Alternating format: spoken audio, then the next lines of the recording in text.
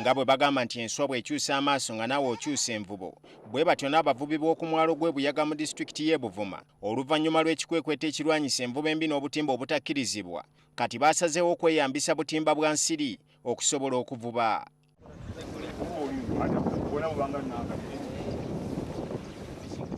Mu kikwekweto kino kati ekimaze omwaka omulamba nga kirwanyisa envuba embi ku nnyanja Nalubaale, ku mulundi guno obutimba 400 bwe bwaboyeddwa ssaako n'obw'ensiri 20 nga bwasangiddwa nga babweyambisa.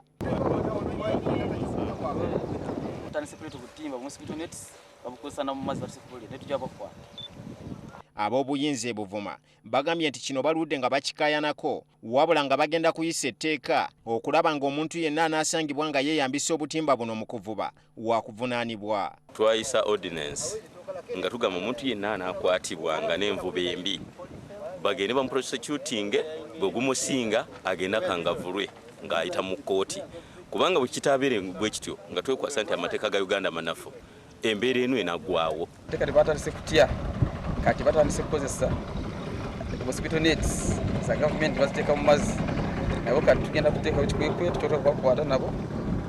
Bano era balaajanidde amagye okujja gayambeko poliisi okusobola okumalawo ekizibu kino kubanga kizuuliddwa nga waliwo abamu ku bapoliisi abeekobaanye n'abantu bano okulwanyisa ekikwekweto kino, naye poliisi ebyegaanye.